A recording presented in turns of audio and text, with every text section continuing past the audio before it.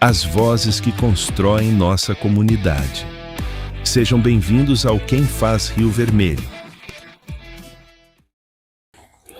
Todas as cidades têm pessoas que fazem parte da sua história. Algumas constroem pontes, outros levantam prédios. E hoje a gente tem a satisfação, a alegria de estar com uma pessoa que transforma vidas, com uma palavra, com um abraço ou uma oração. Hoje vamos conhecer um homem que nasceu aqui, que brincou aqui e que é rio-vermelhense como a gente. Eu apresento a vocês Padre João, fora da sua batina, como nosso amigo, como nosso irmão. Obrigado, Sandrinho. É uma alegria estar aqui, né, para esse momento de descontração, de conversa, né? Falar da vida, né, isso é importante, né? É desafiante também, mas é importante, ainda mais falar daquilo que a gente não costuma falar no dia a dia, né? Mas é interessante, às vezes a história da gente pode servir, né, para edificação de outras tantas histórias. Com certeza. E vai ser muito bonito, eu tenho certeza. Já te peço sua bênção de novo. Deus abençoe, Deus abençoe demais. Já está uma energia incrível de estar aqui com você. E de saber que você deve ter, eu devo ter quase a sua idade até, e é bonito de ver uma pessoa rio-vermelhense nesse caminho tão bonito. Obrigado. Quando você fecha os olhos, volta lá na sua infância, qual a primeira lembrança que vem na sua memória? Sem dúvida nenhuma é a minha mãe. A minha mãe é a peça fundamental da minha história. Claro, meu pai me influenciou muito, né, para aquilo que eu sou, para a história que eu construí, mas o diferencial maior foi exatamente o da minha mãe. Então, quando eu fecho os olhos, não tem como eu viver um dia sem sentir saudade da minha mãe, por aquilo que ela foi e tal. Mas eu sou formado em História, né? Eu gosto de História. Inclusive, eu estou com um desafio muito grande, que eu tomei a decisão de escrever a história de Rio Vermelho. Eu nunca vi uma história de Rio Vermelho completa, então tomei essa decisão. E hoje eu fico olhando aquelas fotografias antigas, voltando em relatos dos tempos de outrora, né, de homens e mulheres que construíram aquilo que nós somos hoje, né, que a nossa terra é hoje. E eu fecho os olhos e eu fico me imaginando naquilo, né, é simplesmente fantástico. Mas a imagem que marca a minha vida, quando eu fecho os olhos, sem dúvida nenhuma, é a minha mãe. E você vai contar até a sua história dentro, porque você faz parte dessa história de Rio Vermelho já. Que Com bonito, certeza. Cara. Eu já estou ansioso para ver esse livro, para ler. Não, vai ser muito bonito mesmo. Como era a casa onde o João cresceu? Nós éramos muito pobres. Pobres no sentido material, né? Porque eu penso que no sentido espiritual, nem tanto. A gente era simples no sentido espiritual. Porque meu pai, por exemplo, não tendo nada, ele era um homem influente na sociedade. Ele era da banda de música, todo mundo gostava de meu pai. Sim, todo mundo, assim, é relativo, né? Claro que uma pessoa ou outra talvez, né, não. Mas de um modo geral, meu pai era amado, o pai de meu pai era muito amado. A família de minha mãe era um pouco mais... assim, menos influente, embora seja de família tradicional, que minha mãe é mistura de Benfica com alemão, mas era mais tímida e tal, mas o meu pai não, era aquele que aparecia, então era simples, era uma pobreza misturada com bastante simplicidade, mas tendo a sua influência também. Sim. Mas a minha casa era aquela casa que não tinha telha, né? Era coberta de taquara, de esteira de taquara. O chão não tinha cimento no chão, né? A gente passava bosta de boi no chão. E a minha mãe era tão caprichosa que ela passava barro branco nos cantos da casa para poder ficar um cenário, né, melhor, bonito, né? Sim. Caprichoso. As paredes da nossa casa, a gente não tinha dinheiro para poder comprar tinta. Na verdade, a maioria do nosso povo não tinha, né? Então, as paredes eram pintadas com barro colorido, né? Nos barrancos, nos entornos da nossa cidade, tinha barros amarelos, vermelhos, né, avermelhados. Então minha mãe misturava essas cores e fazia uns trabalhos até interessantes. Só que o tempo foi evoluindo, né? E as coisas foram mudando. Mas mesmo enquanto a minha mãe pôde, ela fez trabalhos de pinturas diferentes na minha casa. E era sempre minha mãe que pintava também, né? Mas sempre de muita simplicidade. Com o tempo, meu pai bebia muito também, né? Meu pai tinha um certo complexo de inferioridade por causa de problemas lá atrás, na sua infância, né? Então ele descontou isso em bebida. Mas quando ele parou de beber, ainda na década de 80, a nossa vida financeira, ela melhorou. Entendo. Então aí aos poucos a gente conseguiu, a gente colocou um piso na casa, a gente melhorou as paredes, a gente colocou a princípio um telhado com telha de amianto, né? Hoje a casa existe lá ainda, mas já com telha de cerâmica, mas tudo numa evolução. Mas no meu tempo de infância era assim, com muita simplicidade, né? Uma pobreza, mas pobreza material, não era pobreza espiritual, nem pobreza de relação, nada disso, era pobreza apenas material. Olha até a coincidência até da pergunta que eu vou te fazer. O que nunca faltou naquela casa, mesmo quando faltava dinheiro? Sim. Claro que a gente também tinha as dificuldades, meu pai, por exemplo, quando bebia, tinha seus momentos de briga, coisa assim e tal, mas nunca faltou brincadeira. A minha mãe, por exemplo, sempre juntava a gente para contar história, a gente, nas noites frias, na minha rua, a minha rua não tinha rua ali, né, onde a gente mora hoje. Ali, na verdade, a minha mãe, ela foi, para conseguir recursos para a vida, ela foi cavando o barranco e fazendo adobe, que é tijolo sem assar, né, sem cozinhar, e para poder vender para pessoas pobres que não podiam comprar. Então, quer dizer, ela ajudava as pessoas pobres que não podiam comprar tijolo e ao mesmo tempo se ajudava, né, porque era um pobre ajudando o outro. Então, fazendo isso, ela construiu a rua. Tanto é que a rua hoje tem o nome dela, Rua Efigênia Benfica dos Santos. Mas a gente usava aquele espaço na frente da casa, que ainda não era rua, todas as noites para poder acender um fogo e brincar em torno do fogo. E a gente brincava de muita coisa, né, de esconde-esconde, né, sei lá, de muita coisa, e todo mundo se envolvia nisso. As pessoas mais velhas que não queriam participar das nossas brincadeiras ficavam ali batendo papo, contando história de assombração. Imagino. Muito bom mesmo. O que Rio Vermelho representava para aquele menino? Rio Vermelho era mais do que uma cidade.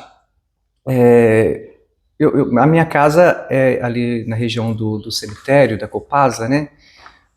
Tinha 4 casas ali, basicamente. Eram as minhas 2 avós, os meus pais e mais os pais do Zé Mário, Zema, né? Sim. Toda a cidade conhece ele.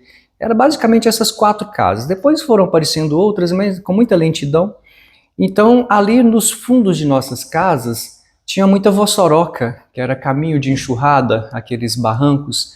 A gente utilizava aquelas brincadeiras de meninos, né? Como se a gente estivesse entrando num outro mundo. E no meio dessas vossorocas tinha pedras, tinha cristais, né? Tinha cristais de pouco valor, né? Mas tinha. E tinha malacacheta, e a gente, brincadeira de menino, né? Então utilizava aquelas malacachetas, aqueles cristais coloridos, como se a gente estivesse entrando num mundo à parte, né? Num mundo diferente. Então, Rio Vermelho era mais do que uma cidade. Era um mundo imaginário em que a gente transformava, né, através das nossas ideias, da nossa vontade de viver, também na construção de um futuro, que ali a gente já estava construindo um futuro, né?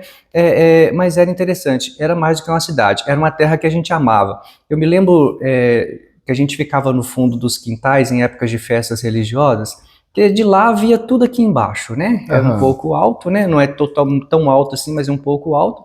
E não tinha aqui embaixo tantas casas altas. As procissões, as festas religiosas, por exemplo, a banda tocando, a marujada, né? Naquela época tinha isso. E a gente ficava lá em cima só na contemplação. Às vezes a gente subia nas árvores para ver. Era mais gostoso ficar lá em cima vendo do que estando cá embaixo participando. Era interessante, né? Então isso tudo marcou muito a gente, a infância. Então era mais do que uma cidade. Era uma terra que nos encantava. E sem contar os arredores da cidade.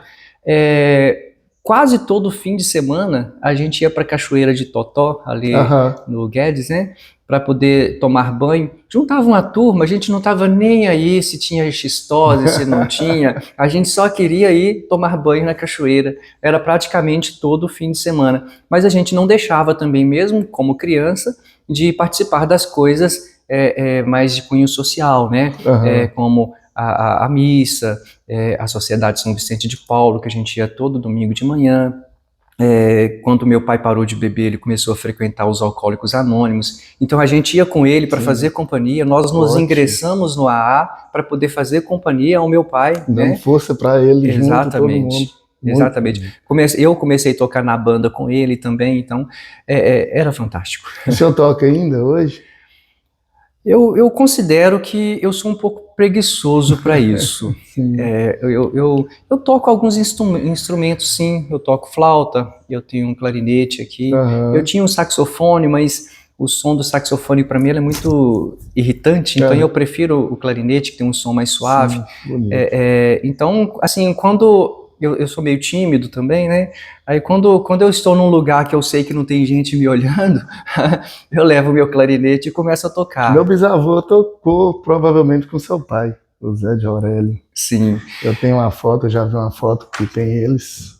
Eu cheguei a tocar com seu bisavô. É mesmo? Pouco tempo, mas cheguei a tocar. Ele com o sousafone, o tuba, baixo, né? Durante pouco tempo. Inclusive temos fotografias dele, né, com o baixo. Que legal. Quem conheceu Dona Efigênia costuma descrevê-la como uma mulher extraordinária. Quem era sua mãe? Sandrinho, a minha mãe não era aquela mulher tão conhecida quanto meu pai, por exemplo. Mas eu acredito que quem convivia com ela sabia que nela existia algo de diferente, né, pela personalidade dela, pela conduta de vida. Só para você ter uma ideia, lá em casa muito simples, casa de pobre, mas lá tinha duas entradas. Tinha a entrada da porta da sala, que ficava sempre fechada, e tinha a entrada da porta da cozinha, que ficava sempre aberta. E as pessoas que chegavam lá em casa, elas gritavam lá fora, mas na maioria das vezes gritava só para avisar que estava chegando, porque já chegava e enfiava a mão pela fresta do portão, virava, né, a fechadura, abria o portão e entrava. Lá em casa ficava cheio de gente, e de muitas crianças, sabe? O povo, naquele tempo, o acesso, década de 80, 90, né? Sim. O acesso do povo mais simples da roça para a cidade não era tão fácil, né? Então inúmeras eram as pessoas que vinham da roça e pediam um abrigo lá em casa, né, para poder, mesmo na simplicidade, na pobreza. Então iam lá para casa, vinham para fazer consulta, por exemplo, ou vinham para festa e ficavam lá em casa dormindo, né, ou então chegavam lá somente para almoçar, na pobreza que a gente tinha, né, na carência de quase tudo de matéria. No entanto, sempre o que a gente tinha, minha mãe também oferecia, né? Então era sempre cheio. Então o exemplo dela para mim, ele é fantástico exatamente por causa disso, porque ela nunca se preocupou com o que ela tinha, né? Tem um relato de uma pessoa daqui da cidade que eu nem conhecia, mas ela falou para mim, dessa vez que eu estou morando aqui em Rio Vermelho, ela dizia para mim assim: ô padre, às vezes eu ia lá para casa de sua mãe, eu nem estava com fome, mas a sua mãe sabe, parece que ela adivinhava que eu ia lá, e ela falava assim: o seu prato de comida está guardado ali. Tá vendo? Isso é fantástico. É fantástico mesmo, é lindo. E aqui, o que ela precisava, o que ela ensinava para vocês, sem precisar falar nada? A fé. A fé Minha mãe, a gente via, ela nunca chamou a gente para poder fazer uma oração que eu acho que deveria ter feito, né? Fazer orações assim, vamos rezar todos juntos? Sim. Mas ela rezava na nossa frente para a gente aprender que a oração era importante. Eu acho que seria importante também ela ter chamado a gente muitas vezes para rezar. A gente rezava juntos, assim, em ocasiões especiais, como novenas, né? A minha mãe, ela tinha um hábito. Ela era de pouca leitura, pouco estudo, né? Ela estudou até a 3ª série. Claro que o estudo de antigamente era mais puxado que hoje, né? Então aprendia mais, mas ela estudou muito pouco. e ela sabia o ofício da Imaculada Conceição de cor, e todo sábado ela rezava nas casas dos vizinhos o ofício da Imaculada Conceição. Então eram momentos que a gente estava junto, mas ela não passava, todos os dias ela tinha momentos de oração, e ela fazia questão de a gente perceber que ela estava rezando. Tá? Meu pai também rezava, mas meu pai era muito mais de ação do que de oração, mas ele rezava também. Então, o que ela me ensinou sem falar nada foi a fé. Você já até falou que você estava sempre em brincadeira, com criança, sempre feliz, né? Graças a Deus, assim, aquele ambiente de alegria. Por que você acha que sempre a casa estava cheia assim, de crianças? Porque a minha mãe era boa. Criança é muito verdadeira, né? O amor dela é verdade. Tinha um vizinho, hoje ele já é homem, casado, eles compraram um pedacinho do terreno lá de casa, do quintal, e construíram uma casa, né? Eu tá lá hoje construído do lado. E esse menino, ele estava lá em casa todos os dias. Eu lembro que ele não sabia falar direito. Aí ele chegava lá e falava assim: ô Dom Cizena! Aí a minha mãe já ria e já ia lá, porque ela sabia que ele não ia conseguir abrir a porta para ele, né? Sim. Ele não ia conseguir abrir a porta sozinho, então ela ia abrir a porta para ele entrar. Aí ele chegava lá, batia papo. Aí ele queria passear, a gente saía, ia caminhando, por exemplo, lá para Magalhães, a minha mãe estava ali trabalhando, mas aí ele não sabia falar as coisas direito, ele falava assim: ô Dona Cizena, vamos lá no Cococais? O Cococais para ele era ir lá no Magalhães. Não sei por que essa palavra que ele usava, mas era ir lá no Magalhães, caminhando, passeando, né? E a minha mãe, mesmo estando trabalhando, mesmo estando cheia de coisas para fazer, ela tirava um tempo para poder gastar com pessoas assim. Então, quer dizer, por isso que lá em casa era cheia de gente, por causa da simplicidade, da disponibilidade, né, dela em relação às pessoas que chegavam. E não só pelas pessoas, né? Dizem que ela tinha também um amor muito grande pelos animais. Sim, com certeza, muito mesmo. Inclusive lá em casa sempre teve cachorro, gato. Eu me lembro que quando a minha última irmã, minha irmã mais nova, na verdade depois dela veio mais um, mas ele morreu de acidente, ainda novo, né? Mas a minha última irmã, ela era novinha, apareceu um sabiá lá em casa. E ele descia no pé de manga todos os dias. A minha mãe começou a oferecer comida para ele, jogar ali, de forma que ele ficou manso, muito manso mesmo. Até que um dia chegou alguém lá, com a maldade, jogou uma manga nesse sabiá e machucou a asinha dele. A minha mãe cuidou dele, mas depois a minha mãe deu um jeito para que ele pudesse ir embora e não ficar mais ali, para que alguém pudesse vir a matá-lo, né? A prejudicar a sua vida. Mas a minha mãe cuidou dele como cuidava de todos os animais. E nisso você pegou todo esse amor que tem também pelos animais. Tenho. Sim. Qual o gesto da sua mãe você mais tenta repetir até hoje? Bom, eu tento ser simples, eu tento colocar Deus à frente das coisas, inclusive isso faz a gente sofrer, sabe? Sim. Ser bom e a gente colocar aquilo que a gente entende que é essencial à frente das coisas, no mundo que não coloca o essencial à frente, isso leva a gente a viver certas angústias, né?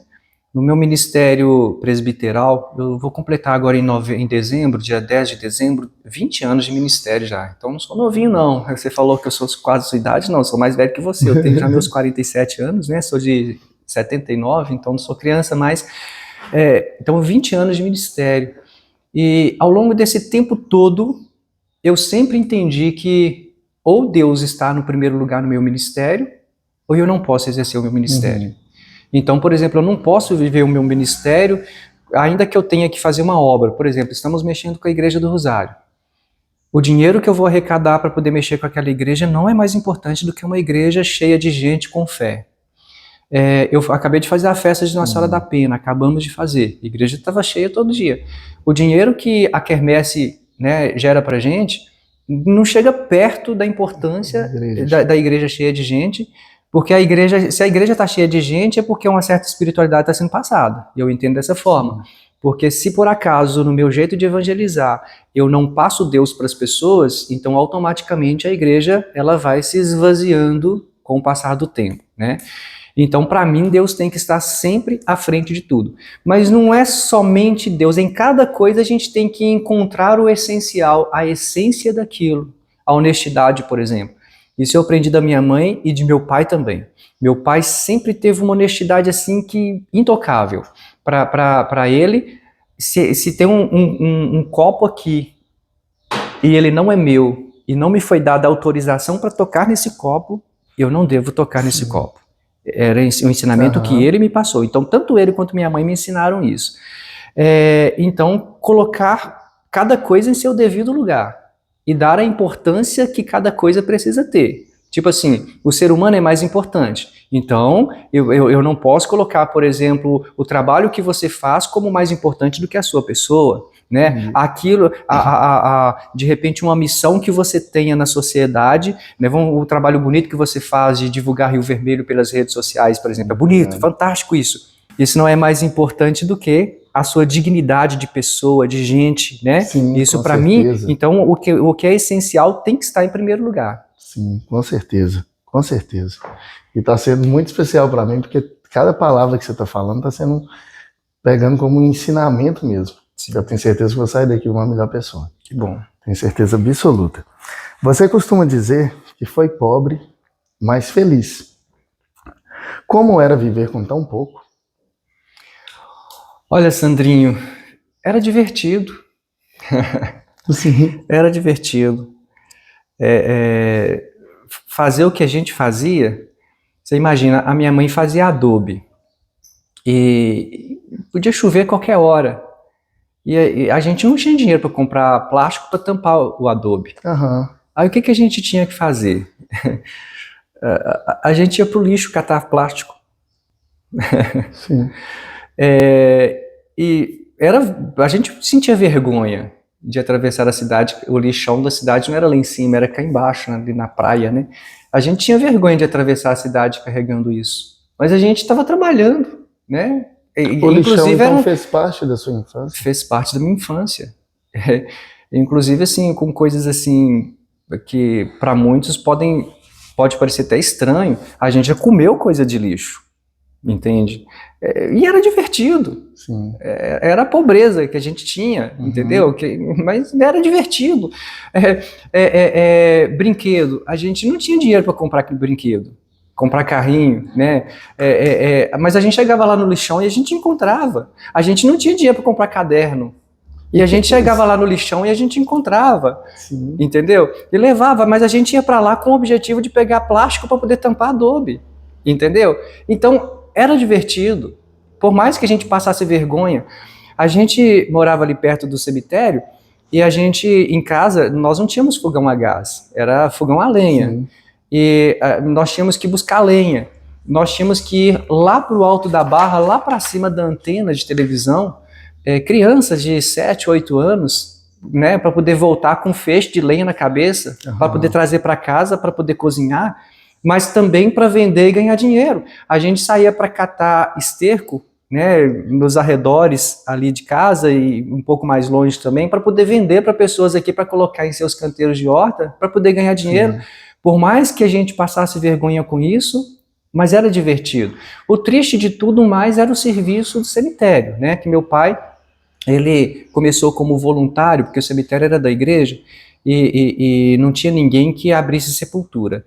E meu pai, como era muito próximo do padre, o padre pediu a ele que ficasse com a responsabilidade de, ele chamava de riscar a sepultura, quer dizer, demarcar o espaço onde a sepultura fosse aberta, mas cada família ficaria responsável de abrir, né, de fazer, né, a sepultura. Aí meu pai chegou um momento que ele pensou assim, eu posso prestar esse serviço e ganhar dinheiro também. Só que aí ele assumiu essa responsabilidade, depois inclusive o cemitério passou para a prefeitura, deixou de ser da igreja, e quem que ia ajudar meu pai? Era a gente, entendeu? A gente que ia ajudá-lo a abrir sepultura. Nós chegamos a plantar grama naquele cemitério inteiro, e infelizmente tudo se perdeu, né? Plantar grama naquele cemitério inteiro. A gente sentia vergonha do que a gente fazia. porque a gente era criança e convivia com gente de todos os tipos, né, de todas as classes. No entanto, tinha seu lado divertido também. E com tudo isso a gente estava aprendendo a ser gente. E o que significava para vocês receber, né, conseguir esses trocados, nessas venda, igual você falou, vendia o esterco ou até a lenha, para vocês crianças chegar com essa alegria em casa com alguns trocados? Era quase nada, né? Mas era o suficiente para aquilo que a gente precisava. A gente se sentia bem. Aí era o momento que a gente ia lá para a venda de Geraldo Augusto, olha só, para poder comprar um pão molhado, ou para comprar maçã que a gente não tinha no dia a dia para comer, entendeu?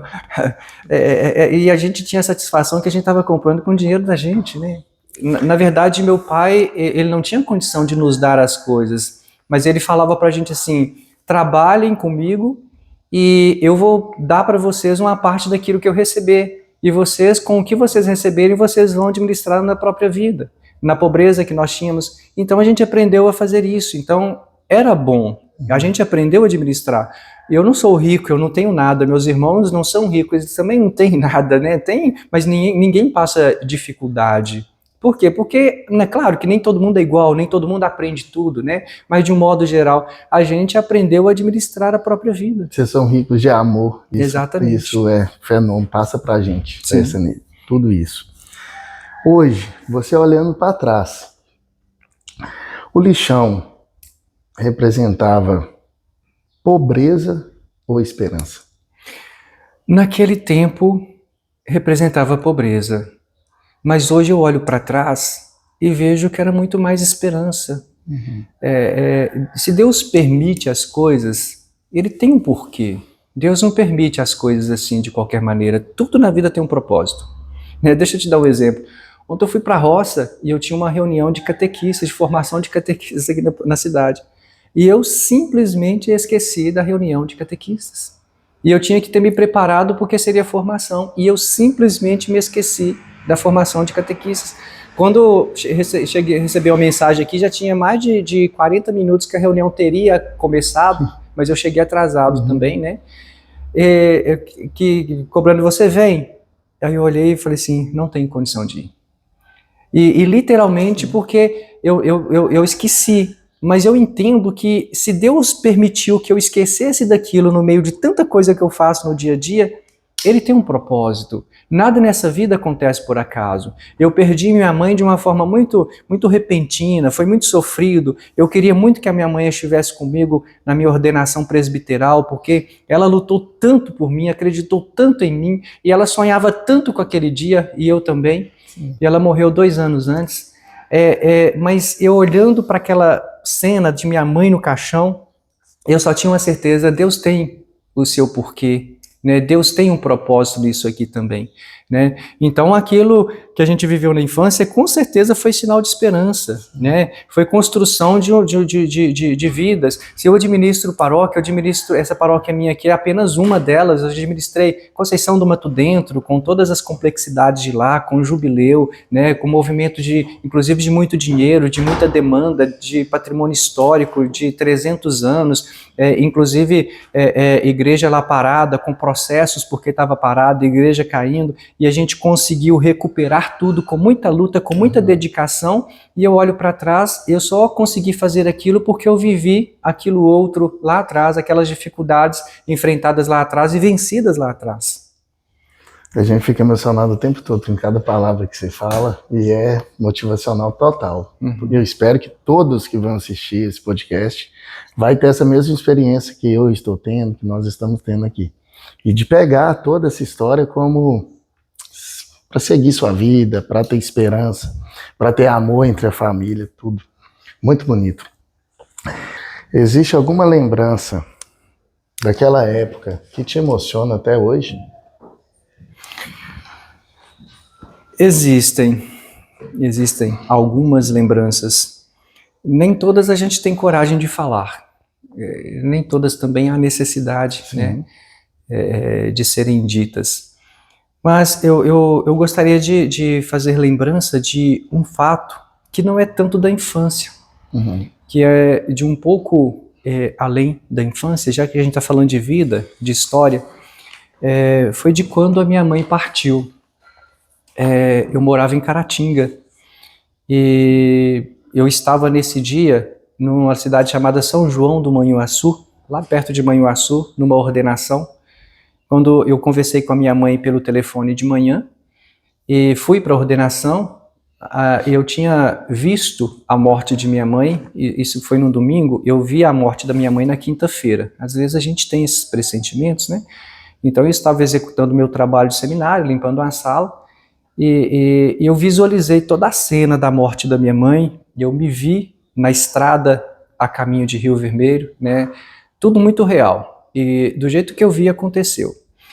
Aí, no fim da ordenação, o reitor me chamou. Eu até pensei assim, o reitor vai me mandar embora, que eu fiquei durante a ordenação inteira ali, junto com a secretária da paróquia onde eu trabalhava, conversando, assim, né, com todo respeito, né, ao momento celebrativo, a pessoa dela também, mas o reitor era meio durão, inclusive ele já faleceu, ele era meio durão. Aí ele me chamou para conversar, pensei assim, vai me mandar embora hoje. Mas não, ele me chamou no canto e falou assim, a sua mãe morreu. Aí eu tive que arrumar uma carona. Eu vim de carona de São João do Manhuaçu até Ipatinga. O padre estava indo para Ipaba, me levou até Ipatinga. E um amigo meu foi me buscar. Ele estava em Virginópolis, foi me buscar lá em Ipatinga. Um padre ofereceu um carro para que eu pudesse ir a Ipatinga, para que ele pudesse ir a Ipatinga me buscar e me trazer até aqui. Era aniversário desse padre. Nós passamos na casa desse padre. Ele estava ali com um grupo de amigos comemorando o aniversário, e ele, quando me viu, levantou, ele não falou uma única palavra e me deu um abraço. Só isso, nada além disso. E eu vi naquele abraço o aconchego que eu precisava, como se alguém estivesse dizendo assim, pode contar comigo porque eu estou aqui. Uhum. E a partir daquele momento eu levantei a cabeça e tive força para acabar de chegar aqui e encontrar minha mãe no caixão e dar as providências, né, de toda a documentação, porque eu tive que correr atrás disso para que a mãe pudesse ser sepultada. Então você perguntou, uma cena que mexe comigo até hoje, essa cena. Inúmeras são as cenas, mas essa muito. Mas eu gostaria de lembrar uma outra também. Sim. E essa é um pouco negativa, mas que me fortaleceu muito também. Estava aqui criança, criança pobre às vezes tem piolho, né? Naquele tempo mais ainda. Procissão de Semana Santa, acho que Via Sacra, se eu não me engano, Sexta-feira Santa. Quando eu estava com a minha avó, a mãe da minha mãe, quando uma senhora chegou perto da minha avó e falou assim, esse menino está precisando um pouco mais de asseio, ele está cheio de piolho, ninguém pode chegar perto dele. Aquilo soou aos meus ouvidos como uma crítica tão pesada, mas que me ajudou também a entender que eu precisava cuidar mais de mim. Sim. Mais da minha vida, mais do meu cabelo, mais do meu corpo, entende? Eu precisava cuidar mais de mim, não podia depender, porque a minha mãe, ela deixava às vezes a gente muito livre para a gente aprender a fazer as coisas. A gente é que tinha que arrumar o quarto, a gente é que tinha que dobrar a roupa, a gente é que tinha que limpar banheiro, né? Depois que a casa já tinha piso, que a gente passava cera no chão, então a gente é que ia, passava, então a minha mãe mandava, deixava a gente trabalhar. Então, como a gente aprendeu a trabalhar desde cedo, tinha coisas que a gente fazia mal feito, né? Então isso mexe comigo, embora foi algo tão negativo, mas também foi tão positivo, porque eu aprendi com aquilo. Sim, com certeza. Era algo que eu não queria ouvir, mas eu precisava ouvir. Eu brinco na minha loja, tá? Porque a gente faz de roupa masculina, eu brinco que o homem tem que andar sempre preparado. Tipo isso. Nem sempre a infância permitiu que você fosse apenas criança. Seu pai enfrentava o alcoolismo. Sim. Como isso impactou tanto na sua família? O crescimento ele veio muito lento, né? A gente conquistou muita coisa com muita vagareza, né? Com muita lentidão. Exatamente porque o álcool não permitiu que a gente avançasse. Meu pai era inteligente, Sandrinho. Sim. Meu pai, inclusive, deixou a sua autobiografia bem sintética, escrita. A letra de meu pai era maravilhosa. A minha letra não chega aos pés da letra de meu pai. Olha só. Mas ele deixou a sua autobiografia escrita e eu depois a transcrevi. Eu escrevi a minha autobiografia, então juntei uma com a outra para ficar uma coisa mais completa, né? Então ele era um homem de uma inteligência fantástica, mas ele nunca conseguiu colocar a sua inteligência a serviço do seu crescimento pessoal, né? Nunca conseguiu fazer isso, exatamente por causa do álcool, né? Hoje lá em casa ninguém bebe, nós somos 6. Meus pais tiveram 9 filhos. Um morreu no parto, uma morreu com uns 10 dias mais ou menos, e o outro morreu com uns 5 anos mais ou menos. Então nós somos 6 filhos hoje. Nenhum dos 6 filhos bebe. Sim. Né? Tem um que às vezes bebe uma cervejinha assim, mas nunca fica bêbado, né? Tudo controlado, nunca alterou em nada que faça, porque aprendemos que aquilo que acontecia lá atrás não pode acontecer no hoje, Com né? certeza. Porque lá atrás aquilo tudo teve uma origem. Meu pai aprendeu a beber, ele era negro, numa sociedade que todo mundo relacionava com todo mundo. Quando ele tinha 8 anos de idade, uma senhora, ele machucou a perna e ficou alguns meses mancando. Aí uma senhora muito crítica que tinha aqui na cidade o apelidou de Saci Pererê. E todo mundo começou a chamá-lo de Saci Pererê. Ele, negro, pobre, 8 anos de idade, com a perna machucada, mancando, todo mundo chamando de Saci Pererê. E aquilo provocou uma revolta dentro dele, sabe? Tanto é que meu pai casou com a minha mãe, que era branca, e ele não se permitiria de forma nenhuma casar com uma mulher negra. Olha. Porque ele tinha um preconceito com a sua própria raça por causa disso lá atrás. E foi exatamente isso que levou meu pai a aprender a beber. Né? Que foi muito triste. Mas nós não temos isso, então nós não podemos seguir os mesmos passos, né? E com 11 anos você começou a frequentar o Alcoólicos Anônimos, igual você falou, junto com ele, né? Exatamente. E como nasceu essa decisão? O meu irmão morreu de acidente de carro. E meu pai sofreu muito. Meu pai ia lá no cemitério todas as noites para chorar e rezar, né, sobre a sepultura do meu irmão. Isso durante uns 10 anos depois da morte de meu irmão. E a gente vendo o sofrimento de meu pai, nós entendemos que ele não podia voltar a beber. Se ele voltasse a beber, seria o inferno para nós, seria o fim da nossa vida, da nossa paz, da paz que a gente estava construindo ali, né? Seria o fim. Então nós tomamos a decisão, nós vamos ser o apoio para ele. Aí nós começamos a ir todos os encontros dos Alcoólicos Anônimos para incentivá-lo. E entramos na banda de música também exatamente com essa finalidade. E foi ali que você aprendeu, não só ali, a cuidar das pessoas? Bom, ali eu não sei te falar, Sandrinho, porque vamos pensar, aqui na casa paroquial morava um senhor, até 2 semanas atrás, a gente chama ele de Nezinho. Ele tinha uma tia, ele foi para casa de parentes agora, né, porque onde ele vai ser mais bem tratado, né, aqui na casa a gente não tem condição de dar a ele o tratamento que, na idade que ele tem, ele precisa, né.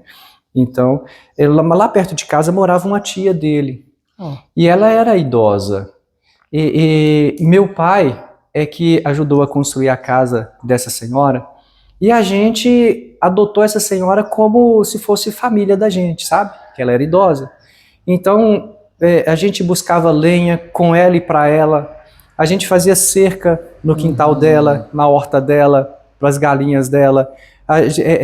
Naquele tempo não tinha rede de esgoto, então a gente furava fossa para ela, eu já furei, né? A gente aumentou a casa, meu pai ajudou a fazer a casa mais antiga, mas a gente aumentou uma cozinha, eu lembro de eu ali, a gente fez a cozinha dela, a casa era de adobe, mas a cozinha a gente fez de pau a pique, então eu lembro de a gente fazendo o barreamento, né, das paredes da casa dela, a gente fazendo, amarrando os bambus ali, né, para poder fazer a casa, fazendo o telhado, eu fiz a fornalha da casa dela, então desde muito novos a gente aprendeu que a gente tinha que ajudar as pessoas.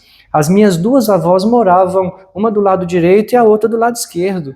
Então a gente ajudava a cuidar dessas duas avós. Uma avó era um pouco mais difícil, a mãe do meu pai, ela era um pouco mais difícil, então a gente tinha com ela menos contato. Mas a avó da minha mãe era muito doce, era muito fácil, tanto é que a gente levantava todos os dias, o primeiro café que a gente tomava era na casa da minha avó, não era lá em casa.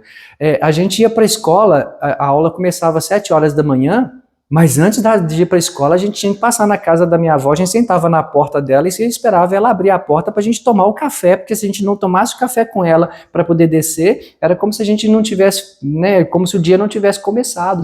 E era só um café mesmo, não tinha biscoito, não tinha pão, não tinha nada, não, era só um copinho de café, entendeu? Mas a gente ajudava a cuidar, né? Então o cuidado das pessoas, ele começou, esse senso de cuidado, a partir de pequenos atos, mas desde a infância, a primeira infância. Seu pai trabalhava no cemitério e você e seus irmãos também ajudavam, né? Sim. Como era essa rotina de trabalhar, ajudar no próprio cemitério?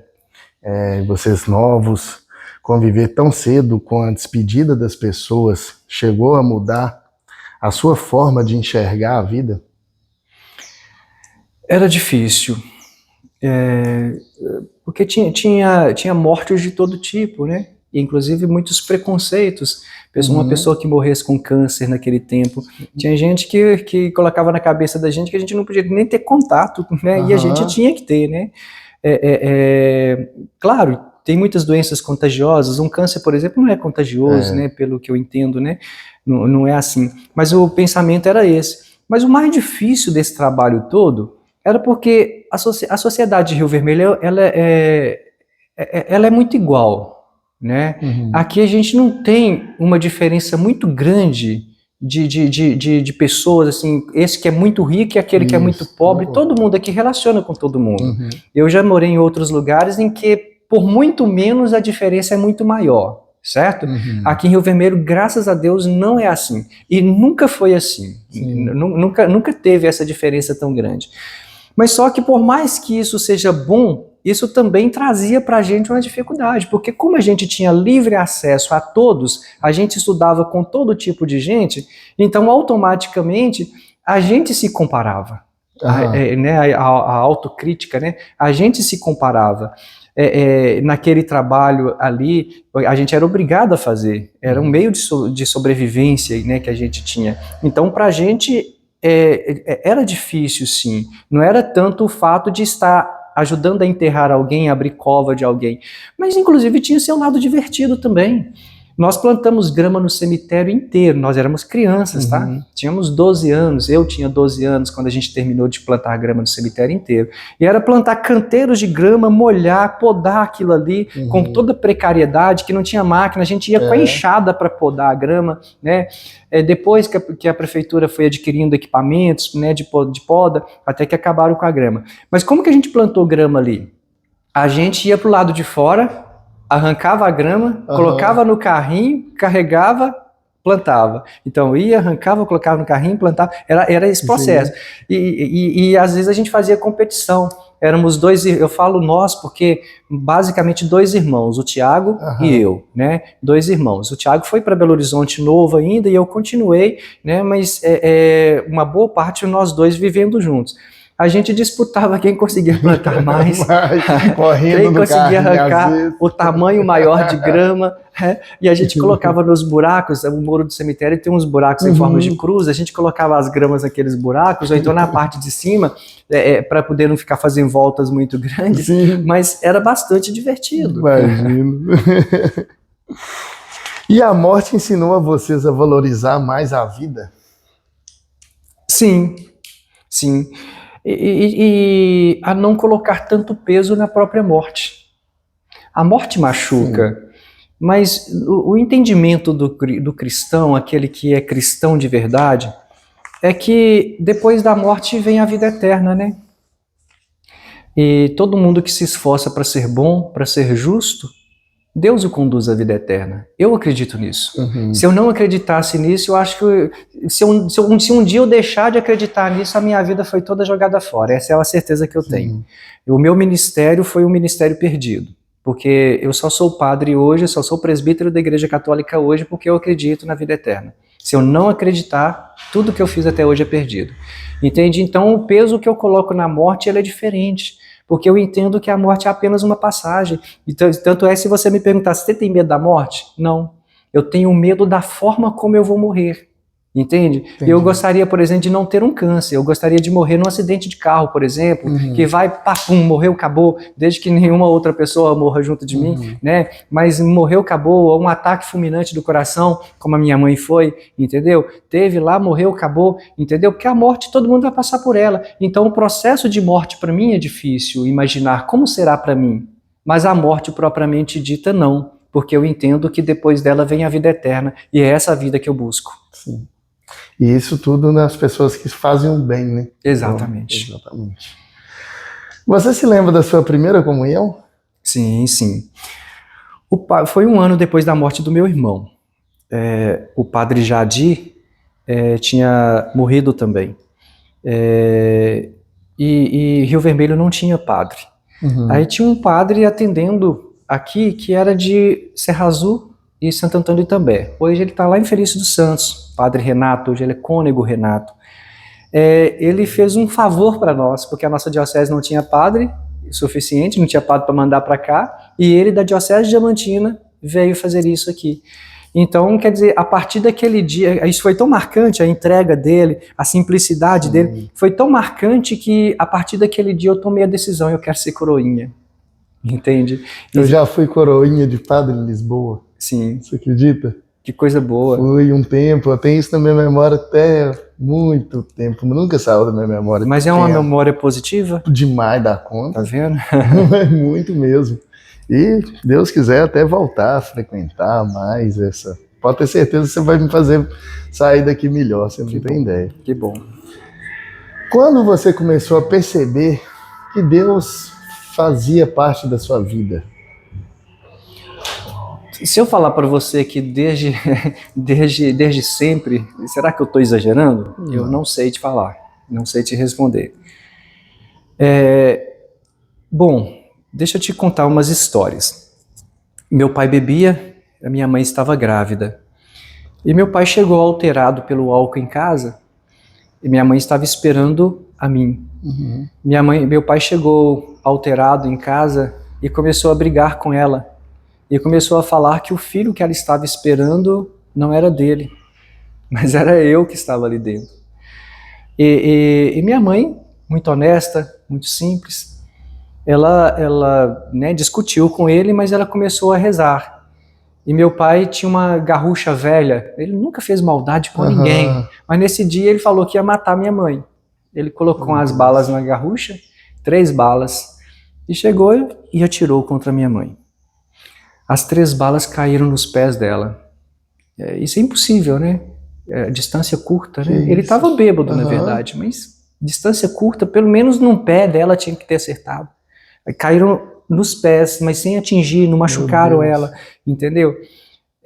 Minha mãe estava grávida de mim. Como eu posso dizer que não foi a mão de Deus no ato desse? Né? Mas eu nasci.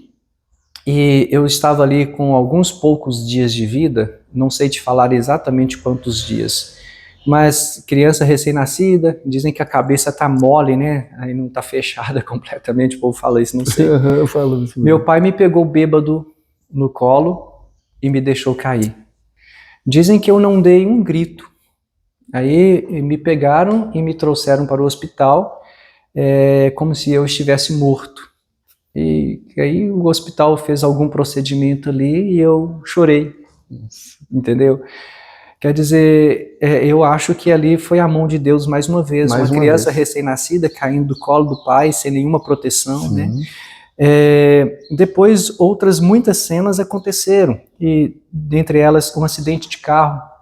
Eu estava na estrada num dia de domingo, estava no distrito de Palmeiras de Resplendor, em Água Boa, indo para Água Boa, e no meio de numa reta, eu estava indo devagar, eu dei carona para uma família, tinha um moço comigo, que ele não tem a cabeça tão boa, como companhia, então eu estava indo bem devagar, não na velocidade que eu normalmente andava. E numa reta, tinha barranco de um lado, pista simples, então eu não podia invadir a esquerda, estava vindo uma fila de carros e um camarada ultrapassando todo mundo. Eu não tinha como sair daquele carro. Se eu jogasse para a direita, eu cairia na ribanceira com um carro cheio de gente. Eu segurei o carro no freio e falei, Deus toma conta.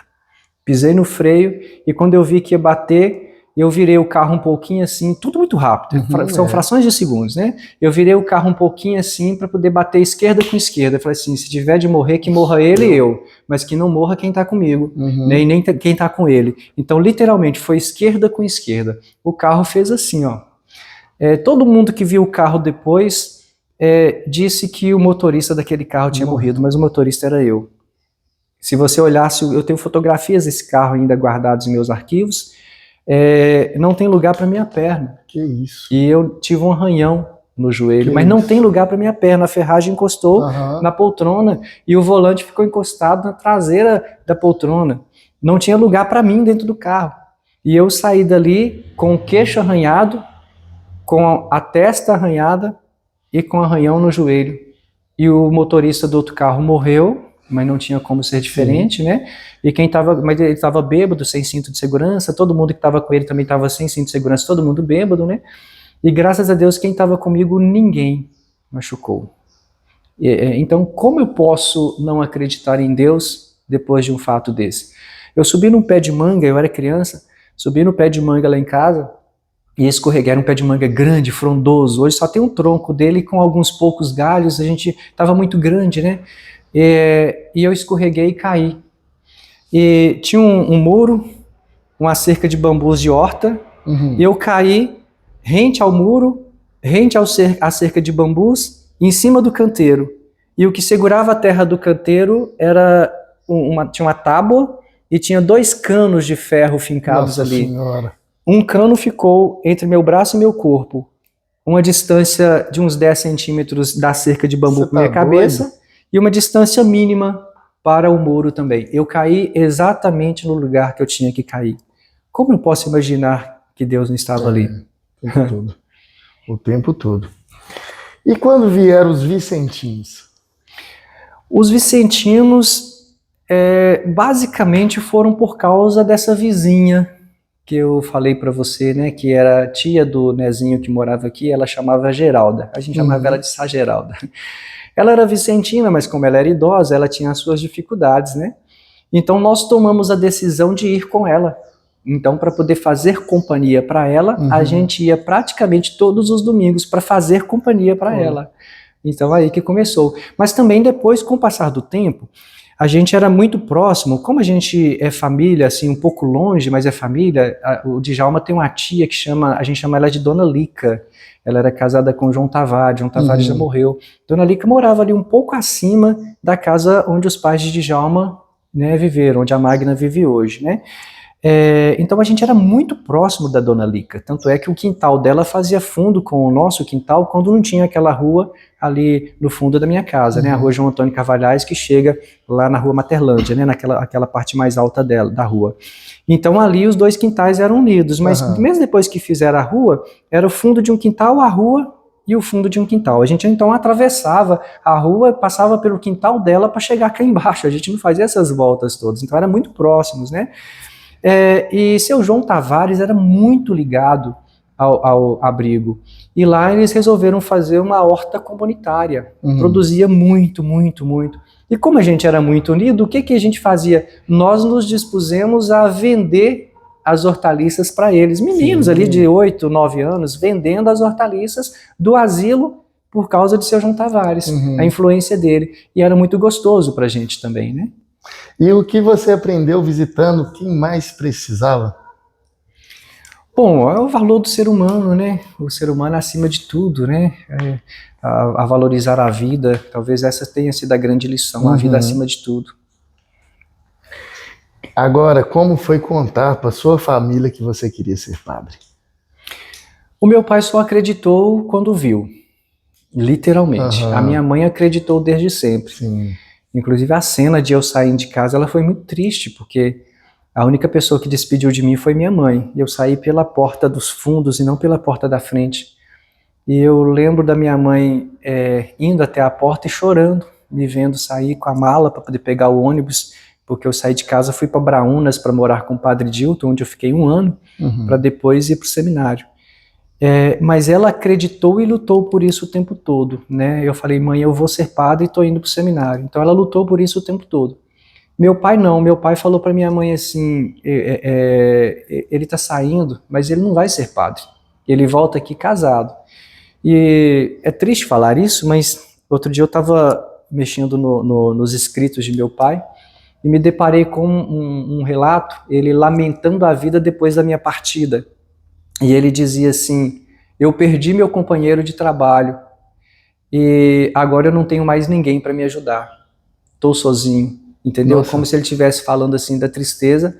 Mas ao mesmo tempo que eu vejo ele valorizando a minha presença, eu vi naquilo ali também como se eu não tivesse o direito de crescer, de buscar outros ares, né? Então aquilo ali para mim soou duro, né? Ao ler, mas eu entendo o lado dele também, né? Mas soou de forma dura. Então meu pai não acreditou, né? Depois que a minha mãe morreu, que ele viu que eu iria chegar a ser padre, ele até fez alguma coisa. Eu lembro que no dia da minha ordenação, por exemplo, a gente recebeu algumas visitas, ele fez um churrasquinho lá em casa, para a gente receber as visitas e tal, mas ele só acreditou no último momento. No entanto, o restante da família, sim, acreditou. E você sentiu medo quando saiu com esse objetivo, com tudo isso que aconteceu? Ô Sandrinho, a palavra medo, ela é pesada, né? Eu entendo que quem tem medo não tem fé, porque se eu tenho Deus eu não preciso ter medo. Sim. E se eu acredito que Deus está do meu lado, eu tenho que acreditar de verdade, não é em parte, é de verdade. E se Deus é Deus, Ele pode tudo, então para que eu vou ter medo? Eu não tenho medo, né? Eu saí de casa na certeza de que eu estava buscando algo que era importante para mim e para a vida. Eu não vivo por mim, eu vivo para fazer a diferença na vida de alguém, né? O dia que eu deixar de fazer a diferença na vida de alguém, a minha vida perde sentido, né? Então eu saí simplesmente nessa certeza, eu vou atingir o meu objetivo, né? Teve momentos de desistência? Teve. Por exemplo, depois do meu primeiro ano de seminário, depois de 2 anos que eu tinha saído de casa, eu decidi vir embora. Estava muito pesado, era muito difícil.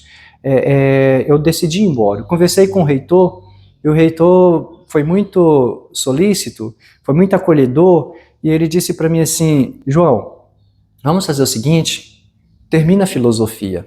São mais 2 anos que você tem pela frente. Termine a filosofia, porque pelo menos, por mais que a filosofia hoje ainda não seja reconhecida pelo MEC, depois você pode reconhecê-la e você vai ter pelo menos um curso superior, né, que vai te ajudar em alguma coisa. Mas eu acho que a experiência de vida que você vai ter aqui vai te ajudar muito mais. Então, pelo menos termine a filosofia. Não tome essa decisão agora, não. E por causa disso eu fiquei. Aí eu já não quis mais sair. Aí depois nós tivemos uma dificuldade no seminário e meio injustamente, eu e mais alguns, né, nós fomos mandados embora do seminário. Mas nós estudávamos em Caratinga pela Diocese de Guanhães. Aí como o pessoal de Guanhães nos conhecia, apostava na gente, porque eu falo nós, porque éramos 2 daqui de Rio Vermelho. Um hoje não está mais exercendo o ministério, mas foi um bom padre, que é o José de Brito. Hoje ele mora nos Estados Unidos. Então a diocese bateu o pé e falou, eles não vão sair, eles vão continuar porque nós sabemos quem eles são. Então nós fomos mandados embora. e permanecemos. Tanto é que depois que eu saí do seminário é que eu fui receber os primeiros ministérios. 1 ano depois que eu saí do seminário é que eu fui ordenar. Então tudo muito atrasado, né? Não foi no curso normal da coisa.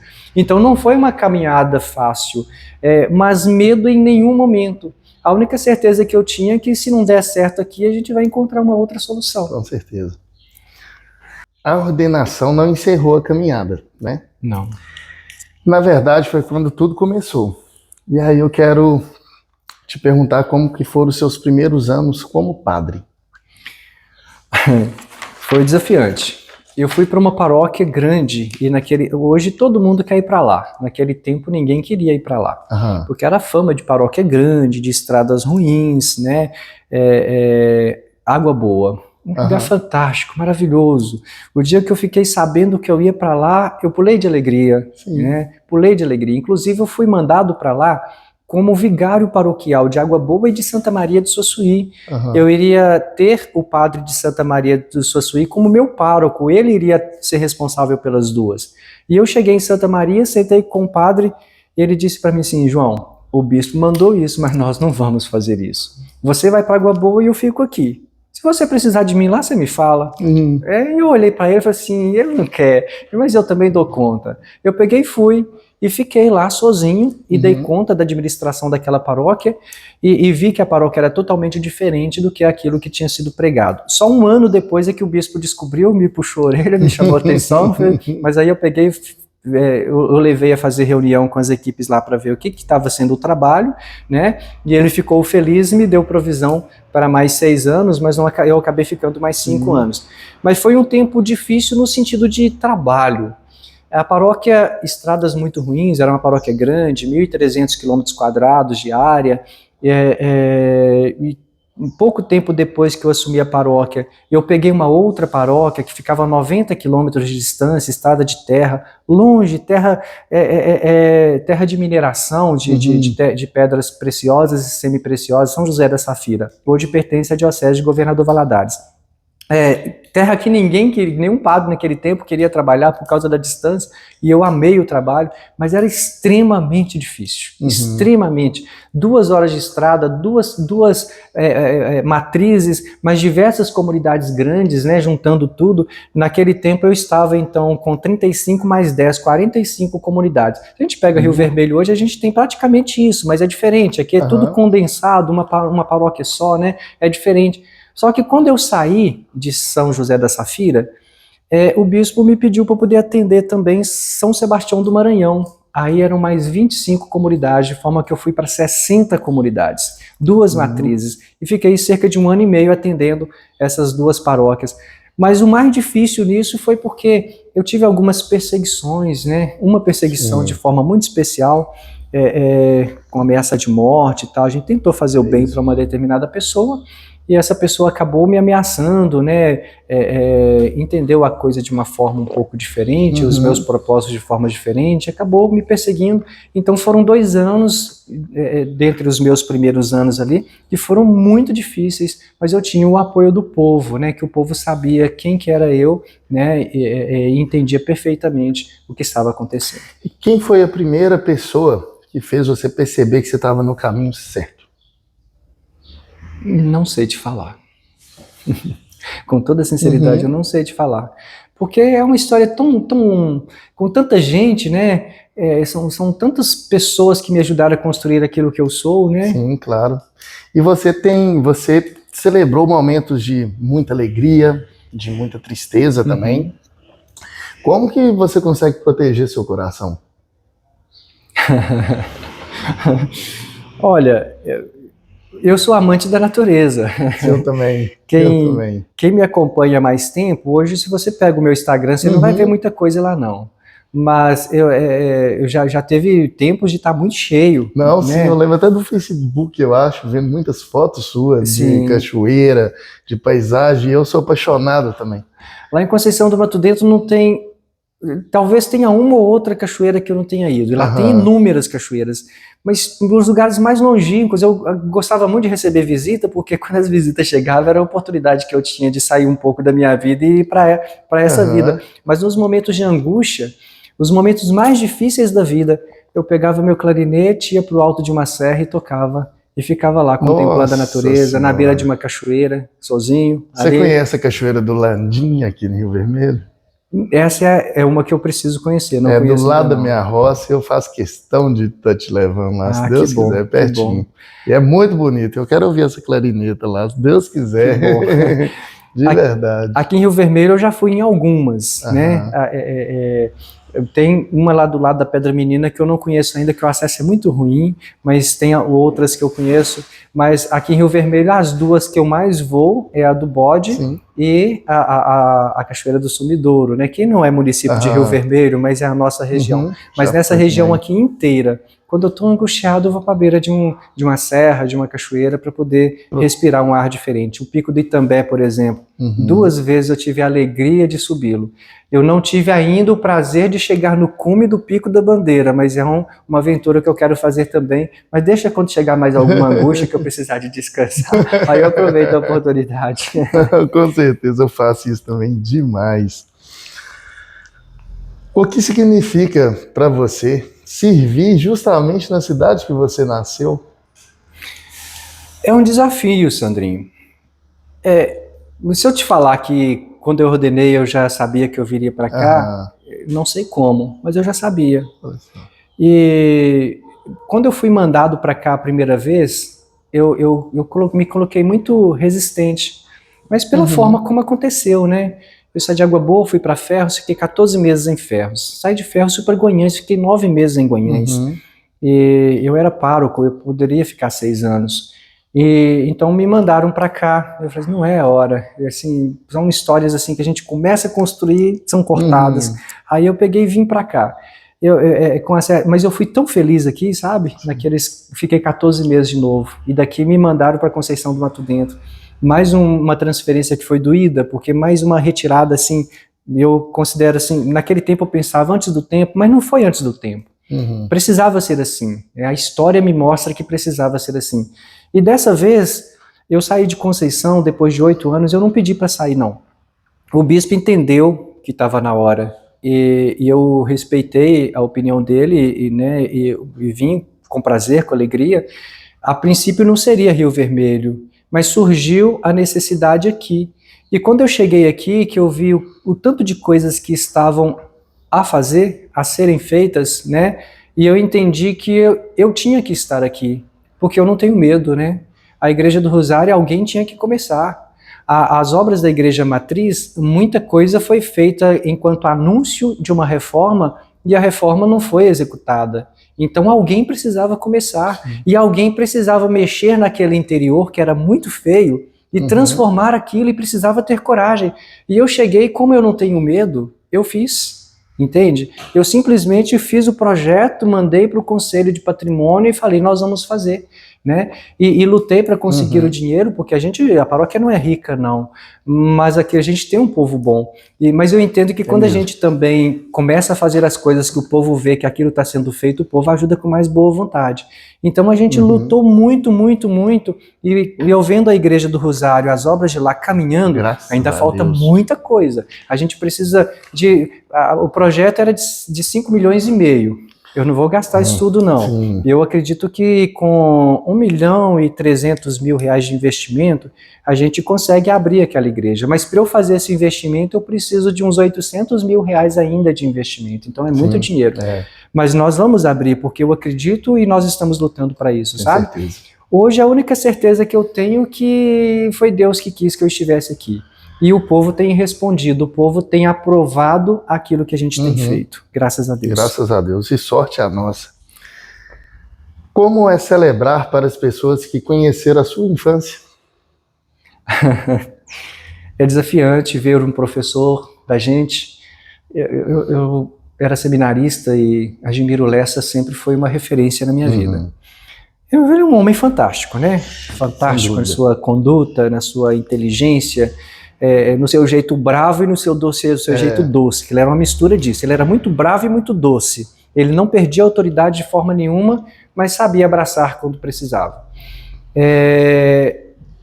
Admiro ajudando o Padre Dilton aqui, nos trabalhos de pastoral.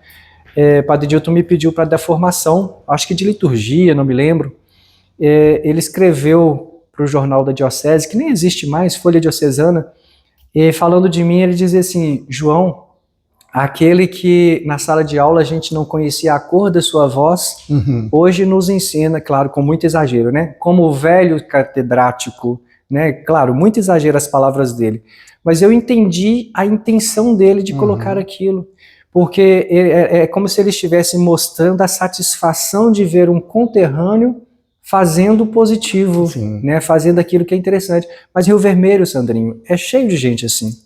A nossa história, tá aqui, saiu gente que fez história em Teófilo Otoni, que fez história na política nacional, grandes médicos saíram daqui, né, estudando a história do município. Eu tenho percebido isso, nomes que não são falados, não são lembrados por nós, às vezes são falados muito mais por outros, por gente de Diamantina, do Cerro, de Teófilo Otoni, do que daqui propriamente dita.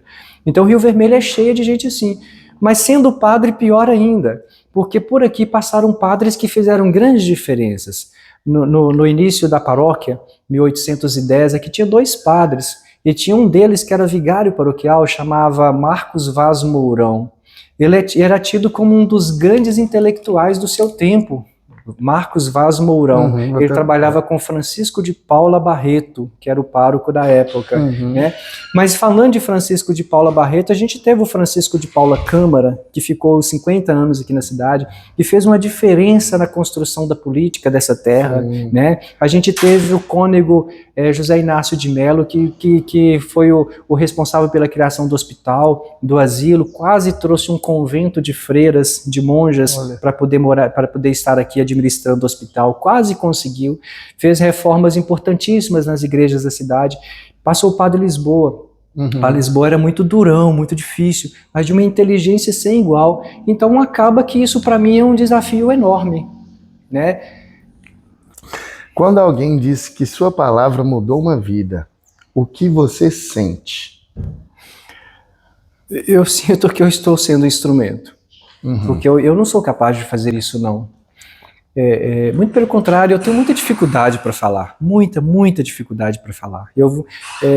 Quando eu vou celebrar uma missa, eu rezo muito antes de subir no presbitério ali, porque eu sei que é um desafio, eu sei da importância do padre nas coisas da sociedade. Outro dia a Escola Afonso Pena me chamou para poder falar ali, foi um desafio tão grande para mim, para poder falar para aquele povo ali, mas eu acho que quando a gente se põe como instrumento e deixa Deus agir, Ele age de verdade. Eu vou te contar uma história que mostra isso. Um dia chegou um bêbado na casa paroquial, lá em Água Boa. Ele chegou e me encheu as paciências. Aí depois de um tempo ali enchendo as paciências, ele olhou para mim e falou assim: ô padre, agora eu quero uma bênção do senhor. Porque eu vou parar de beber. O senhor vai me abençoar e eu vou parar de beber. E eu olhei para ele assim... Eu pensei assim, Deus me ajuda. Foi tudo que eu pensei, Deus me ajuda. E eu falei assim, então tá bom. Eu estendi as mãos sobre a cabeça dele e rezei. E ele falou assim, agora eu tô abençoado, agora eu vou embora e nunca mais eu vou beber. E ele saiu dali e eu não vi. Depois ele mesmo me falou. Ele sentou lá na frente, tem um espaço grande entre a casa e o portão, na lateral da igreja, e o portão dá para a rua, né? Ele sentou além do portão, na beira da rua, e vomitou tudo que ele tinha no estômago, e foi embora para casa. Uns 6 meses depois, ele se encontrou comigo na rua, e falou assim, ô padre, eu quero te dar um abraço. Aí ele pegou, foi contar a história, ele disse para mim assim, depois daquele dia, padre, eu nunca mais bebi. E o interessante é o seguinte, é a fé, ele acreditou nisso, né? E a gente só foi instrumento, eu não fiz nada, eu só fui um instrumento. Deus pode usar qualquer um para transformar qualquer vida, entende? Só que você tem que deixar, só isso, nada além disso. Exatamente. Agora nós vamos fazer a gente chama de pinga-fogo. Eu vou te falar uma palavra e você fala o significado dessa palavra para você. É isso, não é? Uma palavra. Deus. Deus é tudo. Deus é a base. Deus é aquilo sobre o qual eu ando, eu caminho, é aquilo para o qual eu olho, né? É aquilo que eu temo. Se eu tiver de ter medo, eu tenho que ter medo de viver sem Deus. Dona Efigênia. A minha mãe é a minha companheira, a minha amiga, aquela que me ensinou a ser gente. A minha mãe foi aquela que me ensinou a amar, aquela que me ensinou a ser resistente, a superar obstáculos. Seu pai. Meu pai, uma palavra, integridade. Uma segunda palavra, honestidade. Meu pai foi alguém que superou, vou colocar miséria? Sim, material sim. Meu pai superou a miséria, mas mostrou pra gente que mesmo no meio da miséria a gente pode ser gente. Meu pai foi aquele que no meio da miséria nunca deixou de cantar, nunca deixou de sorrir, nunca deixou mesmo não tendo o essencial, ele nunca deixou de mostrar pra gente o caminho da honestidade, viver com aquilo que é da gente, respeitando o que é do outro. Rio Vermelho. Rio Vermelho é uma terra querida, é uma terra que o povo daqui é um povo assim, de um misto de simplicidade, de fé e de acolhida tão interessante que quem não conhece perde. Então, Rio Vermelho para mim é a minha mãe, né? Não a minha mãe Efigênia, Sim. mas a minha mãe terra que eu carrego no coração por toda a eternidade. Fé. A fé é aquilo que me mantém de pé. Talvez essa seja a frase. Aquilo que me mantém de pé. Porque são muitos os momentos de angústia. Muitos os momentos de angústia. Mas quando a gente... O que é fé? Fé é você acreditar. Você vive na certeza que você tem aquilo que você ainda espera. Isso é ter fé. Por exemplo, eu só estou conseguindo recuperar a Igreja do Rosário porque eu acreditei. Isso é fé, né? Então, a fé para mim é aquilo que me ajuda a caminhar, que me mantém de pé. Os animais. Em cada animal eu vejo Deus. Um dia eu estava andando numa roça de Água Boa. Fiquei 6 anos lá, então minha história lá é longa, né? E aí, atravessou na estrada uma coral verdadeira, deste tamanho assim, ó. Eu acho que eu nunca vi uma... Não sei se ela era verdadeira, sei que era coral. Eu nunca tinha visto uma coral daquele tamanho. Bonita, mas bonita. E eu parei o carro assim e fiquei na contemplação daquele bicho, aquele bicho perigoso. E eu não gosto nem de chegar perto de cobra, mas aquele bicho perigoso, mas tão bonito, E eu vi Deus naquela cobra atravessando a estrada. E eu pensando assim, qualquer um outro assim, né, relativo, muitos outros que estivessem no meu lugar teria passado o carro sobre ela. Mas quem me dá o direito de fazer isso? Tão bonito. E um outro dia, cobra também. Eu fui aqui na Água Quente, em Felício dos Santos, com uns amigos, morava em Conceição do Mato Dentro. E uma cascavel grande também, bonita, amarelada, linda a cobra, linda cascavel. Ela estava no meio do caminho. Aí eu peguei e ainda coloquei a mão assim para quem estava comigo para não ir, porque eles não tinham visto ela. E ela olhou para a gente assim e veio correndo na nossa direção. E eu só falei para eles assim, fiquem calmos, não saiam do lugar, não corram, que ela não vai picar a gente. Ela chegou a mais ou menos 1,5 metro de distância da gente assim, continuou olhando, ficou mais ou menos uns 40 segundos olhando pra gente e saiu, foi pro meio do mato. Você tá doido. Mas eu vi aquela cena assim como algo tão bonito, sabe? Tão bonito, porque ela tinha o poder de nos ofender. Mas eu não era inimigo dela. Nem num caso, nem na outra, mas essa cascavel especialmente, que veio na nossa direção para nos picar, né? Talvez ela não quisesse nos picar, mas ela estava tentando mostrar que aquele espaço era dela, tentando se defender, né? Mas a gente mostrou para ela também que a gente não queria nada com ela, a gente só estava contemplando a beleza dela, e ela foi embora, e a gente não a viu mais. Animais pra gente é a manifestação da presença de Deus no mundo. Eu também acho. Não tive com as cobras ainda, eu fico meio com medo delas. Crianças. A criança, eu vejo Deus em cada criança. Eu acho tão bonito criança na igreja. que vem abraçar a gente, que vai lá na sacristia pedir a bênção. Tem umas aqui que fazem que, se elas não forem dar um abraço no padre no fim da missa, é como se elas não tivessem ido à missa. Tem uma comunidade aqui que tem uma criança que eu acho que ela é autista. Eu sou autista, mas eu sou autista de nível 2. Essa criança, eu acho que ela é autista. E ela sempre teve muita dificuldade em relacionar com pessoas, mas ela sempre teve um carinho comigo, sabe? E ela vai à sacristia para poder pedir hóstia depois da missa. Mas eu olho para ela assim, mas e o meu abraço? Ela dá um abraço. Aí eu falo, mas ela não fala direito, né? Mas agora está começando a falar com dificuldade. Mas eu pergunto para ela assim, mas o que você quer? Hóstia. Aí eu, só para puxar a conversa, eu pergunto para ela assim, mas você quer pouco ou muita? Ela fala assim, muita. Aí eu pego um punhado de hóstia assim e coloco na mão dela. Mas em cada criança, assim como os animais eu vejo Deus, mas eu acho que na criança é a manifestação da simplicidade da presença de Deus. Deus que se faz simples, né? A gente pensa no Deus grandioso, poderoso, não. Deus se faz frágil como uma criança, simples como uma criança, mas que na sua simplicidade nos toca numa profundidade, tem um poder de transformação tão grande, mas baseado na simplicidade, né?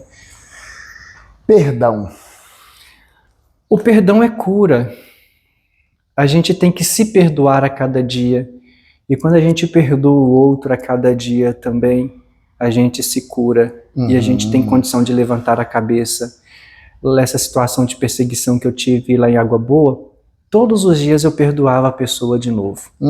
E essa pessoa, depois que eu saí de lá, ela foi atrás de mim em Ferros, ela veio atrás de mim aqui em Rio Vermelho, ela foi atrás de mim em Conceição do Mato Dentro.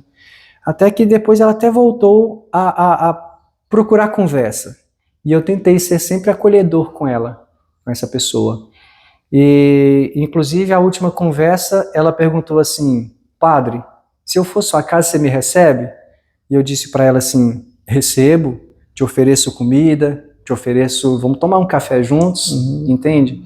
Mas eu consigo fazer isso exatamente porque todos os dias eu estava perdoando. E a gente só consegue perdoar quando a gente tenta mergulhar na história do outro para entender os propósitos que os outros têm e as dificuldades também que levaram aquela pessoa a praticarem um mal. Porque ninguém é o mal. As pessoas fazem o mal. E às vezes fazem o mal porque não aprenderam a fazer o bem. Sim. Esperança. A gente tem que ter esperança sempre, né? Acreditar no amanhã, acreditar em dias melhores. Pensamento positivo tem que fazer parte da vida da gente.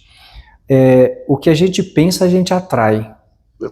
Outro dia eu estava preparando uma conversa com um grupo determinado e eu me deparei com uma reflexão muito interessante. Aqui tem um copo de água. O moço dizia assim, a água absorve tudo de energia que tem no seu entorno. Se você, numa mesa de conversa como essa, ou numa mesa de refeição, tem ali um copo de água, um copo de suco, e você fala de coisas ruins, quando você bebe a água, você está jogando para dentro de você toda a negatividade que você conversou. Mas se você conversa coisas boas, quando você bebe a água, você está jogando para dentro de você em forma de matéria toda a positividade que você conversou. Então, quer dizer, a vida, a gente sempre tem muita coisa que absolve, certo? Então nós temos que buscar sempre aquilo que edifica, que fortalece, sempre o positivo, nunca o negativo. Concordo, cara. Nossa, eu vivo isso. Nossa, que... eu fico até sem palavras. Amor. Ame sempre. E nunca perca a oportunidade de demonstrar amor através das suas atitudes. Talvez você não tenha condição de falar para o outro que você ama, mas demonstre através de seus atos. Um abraço faz toda a diferença, um olhar, um abraço para quem gosta, né? Tem gente que não gosta de toque, mas às vezes você abraça sem tocar, né? Você abraça o outro com o olhar, com uma palavra, né?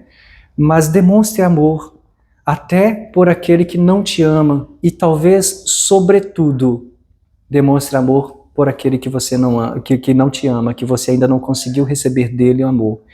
Porque isso um dia pode vir a fazer falta para sua vida, você pode precisar, né? Não espere ser amado para amar. Ame. São Francisco nos ensina, né? É muito mais importante você oferecer do que você receber. Amar que ser amado, perdoar que ser perdoado, pois é dando que se recebe, né? É morrendo que se vive para a vida eterna. Nós vamos fazer agora até uma descontração de uma escolha rápida. Por exemplo, para você, café ou pão de queijo? Pão de queijo. Serra ou cidade? Serra. Livro ou oração? Os dois. Abraço ou conselho? Os dois. Silêncio ou música? Cada um no seu tempo, no seu momento, os dois. Cachorro ou gato? Cachorro. Caminhada ou descanso? Caminhada. A gente descansa no caminhar. Agora vou te fazer umas perguntas rápidas e você me responde. Talvez também com uma palavra. Um medo? Nenhum. Uma saudade? Minha mãe. Um orgulho? A honestidade. Uma pessoa inesquecível? Tirando a minha mãe. Fica à vontade. Então eu fico com a minha mãe. Sim. Um milagre que nunca esqueceu? A batida do carro, porque eu vivi aquilo, eu já era adulto e não tem como explicar. Uma oração que faz todos os dias? A prece da serenidade, Senhor, fazer de mim, fazer que, não vou lembrar agora, né? A prece da serenidade, que eu possa escolher aquilo que é essencial. Na hora que a gente mais precisa, as palavras vão embora, né? A prece da serenidade. Hoje, ouvimos a história de um menino que encontrou brinquedos no lixão. Ajudou o pai no cemitério, acompanhou de perto a luta contra o alcoolismo, aprendeu com Dona Efigênia que sempre cabe mais uma pessoa à mesa e descobriu nos serviços aos mais pobres que sua vida faria sentido cuidando de outras vidas. Se hoje você pudesse abraçar aquele menino simples de Rio Vermelho, o que você diria para ele? Não desista não, levante a cabeça e caminhe. A história do Padre João nos lembra que Deus também escreve através das dificuldades, que a pobreza não impede a grandeza, que a dor pode se transformar em compaixão e que uma mãe amorosa, uma comunidade acolhedora e uma fé perseverante pode mudar completamente o destino de uma pessoa. Esse foi mais um episódio do Quem Faz Rio Vermelho e eu quero te agradecer muito do tanto que você me fez sair, já me fez sair daqui uma pessoa melhor. Muito obrigado por contar a sua história, muito obrigado por compartilhar o seu amor, sua dedicação, sua esperança. Muito obrigado por existir em nossa Rio Vermelho. Obrigado de coração. Muito obrigado, eu digo. Sua bênção. Deus abençoe. Tudo de bom, tá?